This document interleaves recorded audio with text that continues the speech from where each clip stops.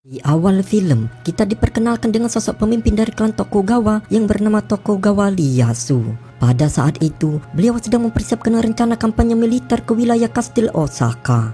Tokugawa Ieyasu berniat mengalahkan pemimpin klan Toyotomi agar mau mengakuinya sebagai shogun, serta menghentikan pemberontakan terhadap pemerintahannya. Kabar tentang penyerangan itu tentu saja membuat pihak Toyotomi merasa terancam. Maka dari itu, Hideyori sebagai seorang penerus klan Toyotomi sekaligus putra dari pasangan Hideyoshi Toyotomi dan Yodono atau kita panggil saja Nyonya Yodo, mempercayakan semua permasalahan ini kepada salah satu jenderalnya yang bernama Sanada Yukimura. Karena Sanada adalah seorang veteran perang yang sangat terkenal, meskipun pada saat itu mereka harus mengakui kehebatan klan Tokugawa beserta aliansi-aliansinya. Pada awalnya, Sanada Yukimura benar-benar bimbang saat akan menerima tugas tersebut. Karena pada saat itu, samurai terbaik dari klan Toyotomi jumlahnya sudah semakin sedikit. Namun seiring berjalannya waktu, Sanada merekrut beberapa bandit yang mempunyai latar belakang sebagai ninja untuk dijadikan pasukan. Usahanya itu ternyata bisa membuahkan hasil. Sanada mampu mengumpulkan beberapa orang ninja serta samurai dari seluruh dataran Jepang. Di antaranya adalah Sarutobi Sasuke, Kiriaku Raizo, Miyoshi Isan, Miyoshi Kakejuzo, Muchiro Kuro, Unoro Kuro, Yuri Kamanosuke, dan yang terakhir adalah Sanada Daisuke yang merupakan anak kandung dari Sanada Yukimura. Dari sinilah kesembilan ninja serta samurai tersebut mulai dikenal dengan kelompok Sanada Juyushi atau 9 prajurit pemberani Sanada. Namun perlu diketahui, khusus untuk Sasuke dan Saizo, kedua orang ini adalah ninja paling kuat dan paling jenius dari semua anggota Sanada yang lain. Loyalitas dan totalitas mereka dalam melindungi klan Toyotomi telah dibuktikan pada saat mereka terlibat dalam rapat militer yang diadakan oleh pemimpin klan Toyotomi. Pada saat itu, Sasuke dan Saizo berada di atap ruangan membantu memberikan arahan kepada Yukimura yang sedang kebingungan. Pada saat dia dituntut untuk memberikan sebuah gagasan tentang strategi pertahanan, dalam usulannya itu, Yukimura meminta izin kepada Hideyori untuk membangun kembali sebuah benteng di wilayah selatan. Karena benteng di sana diyakini paling lemah dan rawan. Terlebih Yukimura juga yakin jika pasukan Tokugawa akan memulai serangan dari wilayah selatan. Tanpa diduga, usahanya itu dapat diterima oleh sebagai dewan militer, terutama Hideyori sebagai pemimpin klan Toyotomi. Maka dari itu, tanpa membuang banyak waktu, mereka pun akhirnya mulai membangun benteng di selatan dan benteng itu dikenal dengan nama Benteng Sanada.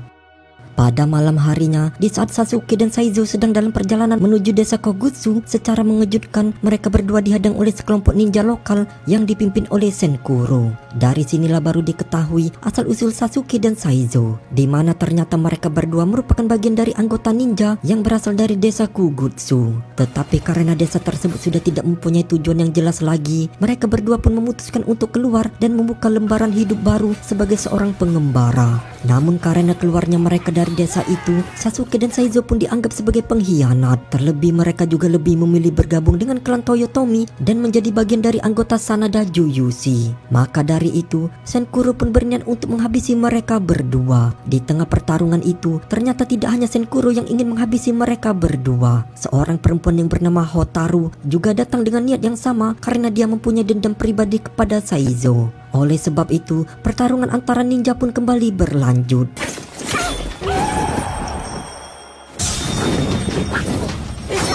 Saat sedang seru-serunya bertarung, tiba-tiba mereka dihentikan oleh seseorang bernama Kogutsu Sosuke yang merupakan seorang pemimpin klan Kogutsu sekaligus ayah dari Hotaru. Kogutsu Sosuke terpaksa menyuruh Hotaru dan Senkuro untuk mundur. Dia juga memerintahkan Senkuro agar tidak lagi mengganggu Saizo. Hal itu dia lakukan demi Hotaru yang ingin menyelesaikan permasalahan pribadinya dengan Saizo secara jantan.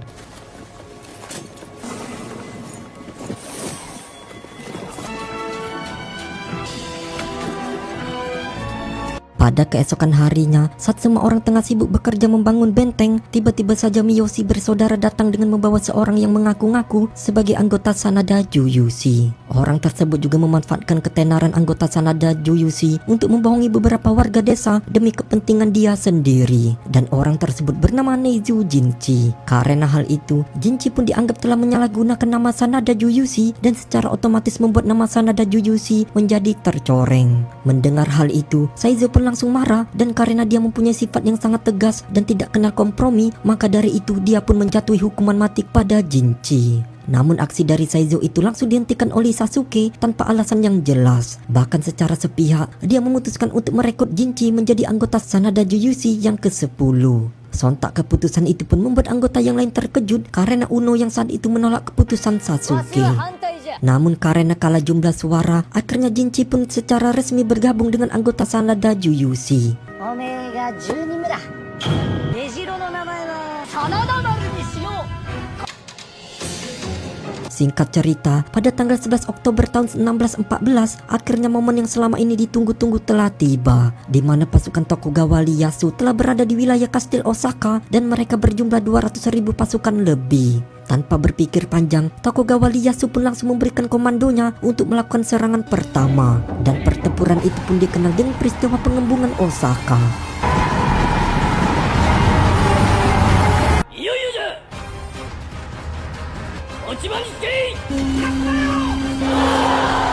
Tak main-main, Tokugawa mengarahkan seluruh prajurit terbaiknya untuk meluluhlantakkan Kastil Osaka. Penyerangan itu berawal di wilayah benteng Sanada, di mana para anggota Sanada Jujutsu berada saat ini. Kemudian Tokugawa terlebih dahulu mengerahkan divisi senapan api untuk menjebol benteng tersebut.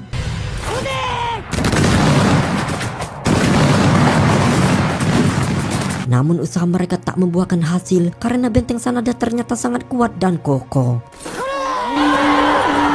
Tidak kehabisan akal, para komando dari klan Tokugawa segera menyiapkan kembali pasukan mereka. Dan kali ini, Tokugawa mengerahkan barisan infanterinya untuk menerobos masuk ke dalam benteng Sanada.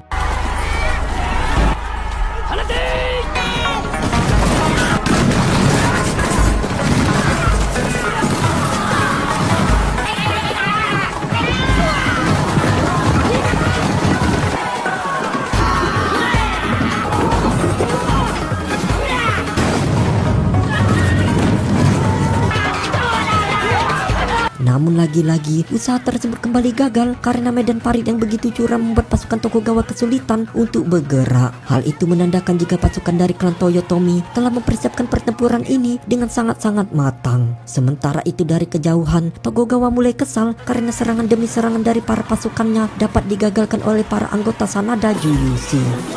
Namun dia kembali memerintahkan pasukannya untuk terus berusaha menerobos masuk ke dalam benteng sehingga akhirnya apa yang dilakukan oleh pasukan Tokugawa bisa membuahkan hasil, di mana sebagian dari mereka berhasil masuk ke dalam benteng dan langsung memulai pertarungan jarak dekat.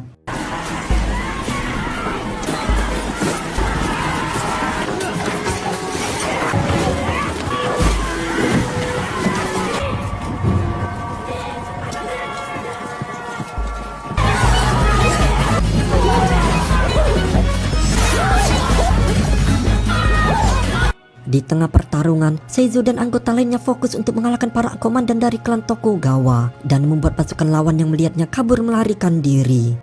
Karena hal itulah, Tokugawa pun menarik mundur semua pasukannya dari medan peperangan sehingga membuat pertempuran di hari pertama itu berhasil dimenangkan oleh pihak klan Toyotomi. Setelah pertempuran itu, pada malam harinya anggota Sanada Jujutsu mengadakan pesta dan minum-minum bersama. Dalam kegembiraan itu, Jinchi berkata kepada para seniornya bahwa dalam pertempuran tadi dia mampu menumbangkan sekitar 30 prajurit Tokugawa. Namun perkataannya itu langsung dibantah oleh Uno karena dia mengetahui bahwa saat pertempuran terjadi, Jinchi tidak melakukan apa-apa dan lebih memilih untuk bersembunyi.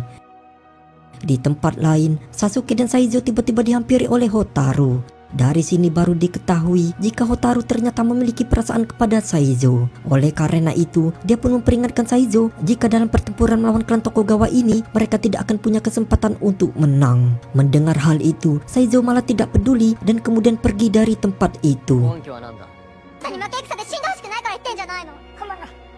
Pada keesokan harinya, Tokugawa Ieyasu kembali mencoba menyerang benteng Sanada. Kali ini dia mengerahkan seluruh pasukannya agar bisa menerobos masuk sampai ke dalam jantung pertahanan.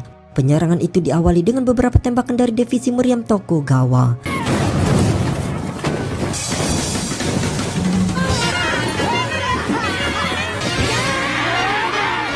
Akan tetapi, lagi-lagi anggota Sanada Jujutsu menjadi sosok yang menakutkan, layaknya dewa kematian bagi pasukan Tokugawa. Karena mereka dapat dengan mudah mengalahkan divisi tersebut dan memukul mundur kembali pihak musuh.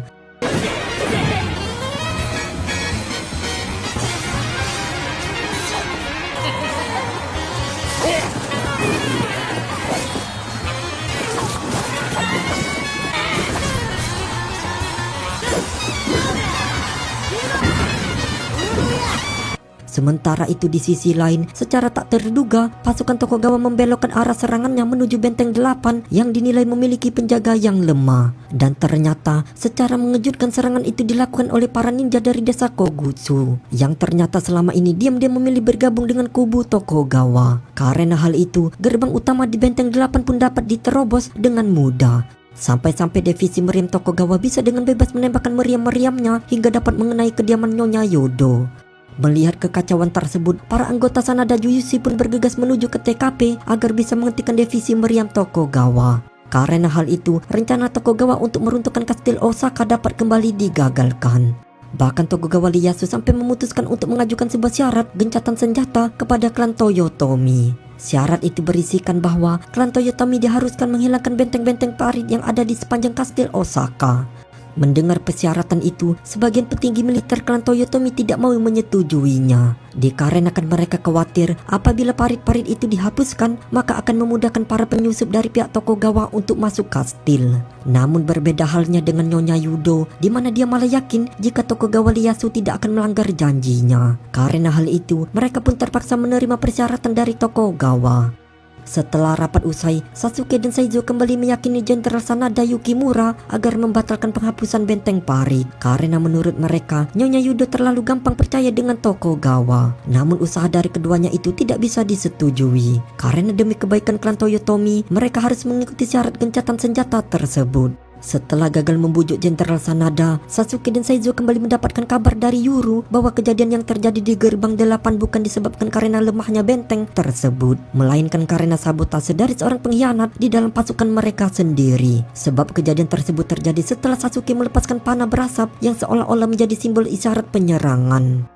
Mendengar hal itu, karena masuk akal, Saizo pun mempercayai kabar tersebut. Namun berbedanya dengan Sasuke, dia malah marah-marah karena Sasuke percaya pasukannya tidak akan mungkin melakukan hal yang seperti itu. Atas sikap berlebihan itu, Saizo pun melampiaskan kekesalannya kepada Jinchi. Dia lalu mengatakan alasan dibalik perekrutan Jinchi adalah untuk dijadikan sebagai tumbal, karena wajahnya sangat mirip dengan pemimpin klan Toyotomi yaitu Hideyori.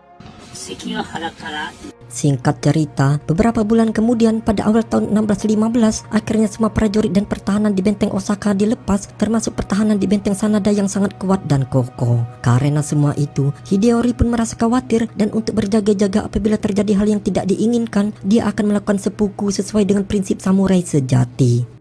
Seiring berjalannya waktu pada bulan Mei tahun 1615, apa yang dikhawatirkan oleh semua orang ternyata benar-benar menjadi kenyataan, di mana Tokugawa benar-benar mengkhianati kesepakatan gencatan senjatanya karena dia mengklaim bahwa pihak Toyotomi telah melakukan pemberontakan terlebih dahulu. Maka dari itu, dia pun kembali menyerang benteng Osaka dengan mengerahkan 180.000 pasukan.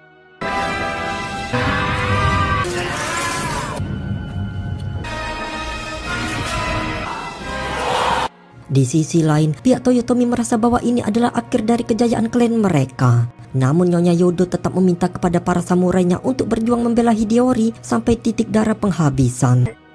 Dalam fase penyerangan kedua ini, Tokugawa telah mempersiapkan segalanya dengan sangat matang, di mana dia mengawali serangan ke benteng Toyotomi sebagai basis kekuatan militer klan Toyotomi yang berpusat di wilayah Kawi. Tidak main-main, dalam pertempuran besar-besaran itu, pasukan klan Toyotomi dapat ditumbangkan dengan mudah, termasuk salah satu jenderalnya yang bernama Goto Matabe. Peristiwa terbunuhnya Jenderal Matabe membuat rencana Jenderal Sanada Yukimura menjadi sedikit terganggu. Oleh karena itu, pada malam harinya, Sanada Yukimura merubah strategi perang dengan menitik pusatkan semua anggota Sanada Juyushi di tengah-tengah pertempuran agar mereka bisa langsung menargetkan sosok Tokugawa Ieyasu. Namun sebelum menjalankan rencana itu, mereka harus menunggu isyarat dari sisa-sisa pasukan klan Toyotomi karena mereka akan menyerang dari samping untuk membukakan jalan. Mendengar rencana tersebut, Sasuke pun menjadi semakin kagum dengan Jenderal Sanada Yukimura. Bahkan Sasuke juga menganggap jika tuannya itu sangat layak untuk menjadi seorang pemimpin. Setelah pertemuan itu, Juzo yang pipis tiba-tiba dihampiri oleh Senkuro. Dari sini baru diketahui jika Juzo ternyata adalah dalang di balik penyerangan benteng 8. Namun karena kini dia mulai kagum dengan Jenderal Sanada, Juzo pun mengembalikan uang yang telah diberikan oleh Senkuro.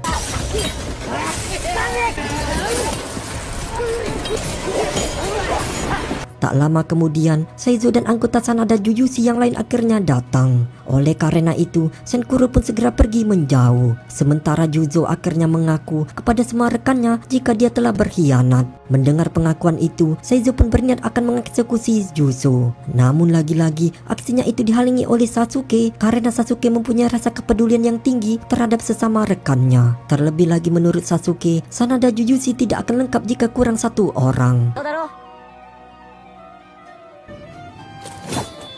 Pada keesokan harinya, pada tanggal 7 Mei, Tokugawa Ieyasu beserta pasukannya telah berada di wilayah Osaka dan akan menghadapi pasukan Toyotomi yang berjumlah 70.000 pasukan.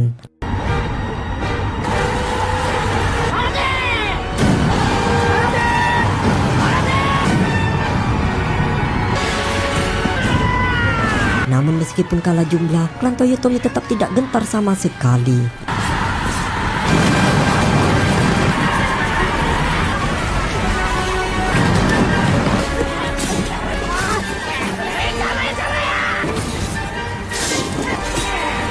Dalam pertempuran kali ini, anggota Sanada benar-benar menunjukkan kekuatan mereka agar bisa menembus pertahanan lawan. Namun sayang, di tengah pertarungan itu, Uno harus meninggal karena melindungi Jenderal Sanada Yukimura.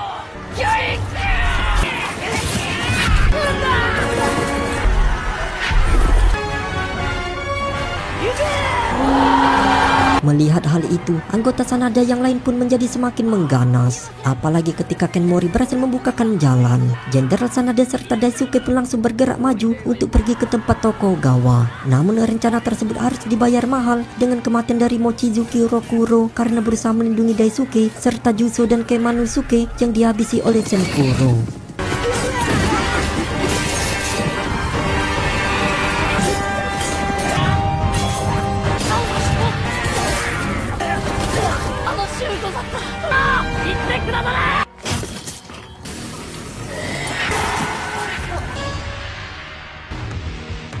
Melihat teman-temannya yang telah meninggal, Saizo pun tak tinggal diam. Dia langsung menyerang Senkuro dengan sekuat tenaga.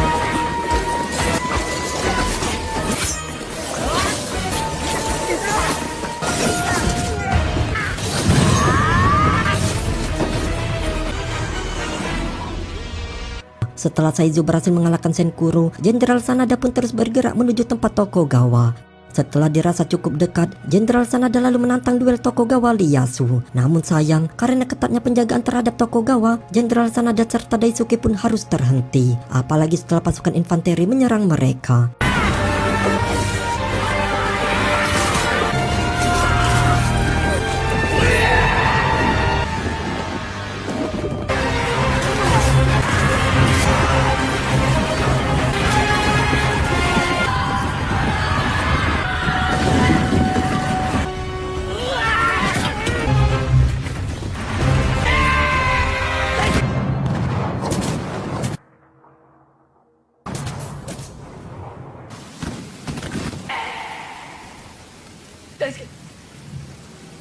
Sasuke yang melihat kejadian itu jelas menjadi sangat emosi. Sebelum meninggal, Sanada menitipkan pesan kepadanya agar Sasuke bisa menjaga Hideyori dan Nyonya Yodo. Sanada juga memberikan sebuah katana kepada Sasuke, karena ini adalah sebuah pedang bermutu tinggi yang sangat disukai oleh Tokugawa. Tetapi secara perlahan, pedang tersebut menjadi simbol perlawanan terhadap pemerintahan Tokugawa sendiri.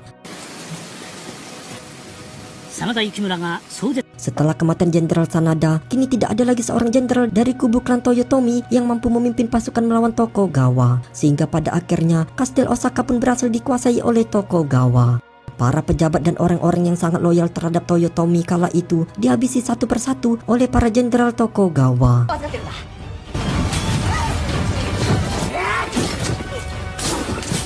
Sementara itu, di saat pasukan Tokugawa mengacau Kastil Osaka, Sasuke segera membawa Nyonya Yodo serta Hideyori ke sebuah tempat rahasia di bawah Kastil Osaka. Namun, di sana malah terjadi perselisihan hebat antara Sasuke dan Saizo. Karena Sasuke masih berniat melindungi Nyonya Yodo yang merupakan dalang di balik kekalahan klan Toyotomi. Semua itu karena Saizo tahu jika Nyonya Yodo telah menerima surat rahasia dari Tokugawa, di mana pada surat tersebut Nyonya Yodo diminta untuk menyerahkan anggota Sanada Jujutsu dan sebagai gantinya Nyonya Yodo serta Hideyori akan diberi kesempatan untuk tetap hidup. Oleh karena itu, demi keberlangsungan hidup anak tercintanya, Nyonya Yodo sengaja mengorbankan anggota Sanada Juyushi di dalam pertempuran yang sudah direncanakan oleh Tokugawa. Sebab itulah anggota Sanada Juyushi yang tersisa pun menjadi semakin berselisih. Di tengah keributan internal tersebut, datanglah seorang jenderal dari klan Tokugawa bersama kepala desa ninja Kugutsu. Melihat ada beberapa anggota Sanada Juyushi yang masih hidup, Kugutsu pun menyuruh pasukannya untuk menghabisi mereka semua yang ada di tempat ini.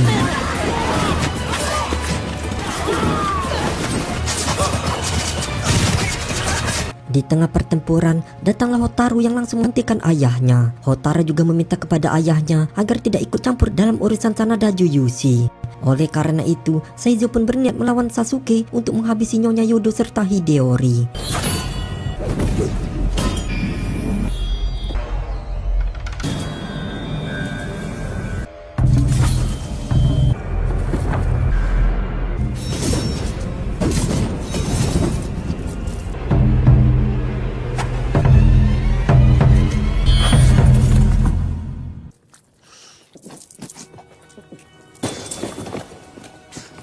Melihat semua anggota Sanada Juyushi telah tewas, jenderal dari Tokugawa serta ayah dari Hotaru memutuskan untuk pergi.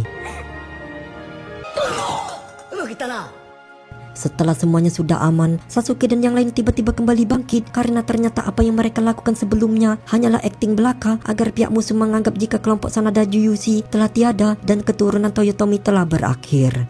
Ternyata rencana itu adalah ide dari Jinchi karena dia sadar jika wajahnya sangat mirip dengan Hideyori sebagai satu-satunya keturunan Hideyoshi Toyotomi. Sementara itu, Hideyori yang asli saat ini sedang tidak sadarkan diri di sebuah peti yang sudah disediakan oleh Saizo. Dan juga semua rencana ini tidak akan berhasil apabila Hotaru tidak membantu mereka. Untuk menghilangkan jejak, mereka semua berniat akan melanjutkan hidup di sebuah wilayah Satsuma yang mereka rasa akan jauh dari ancaman Tokugawa. Tetapi di antara rombongan itu, Nyonya Yodo lebih memilih untuk melakukan harakiri di dalam kastil guna menghormati semua orang yang telah tiada demi melindungi mereka.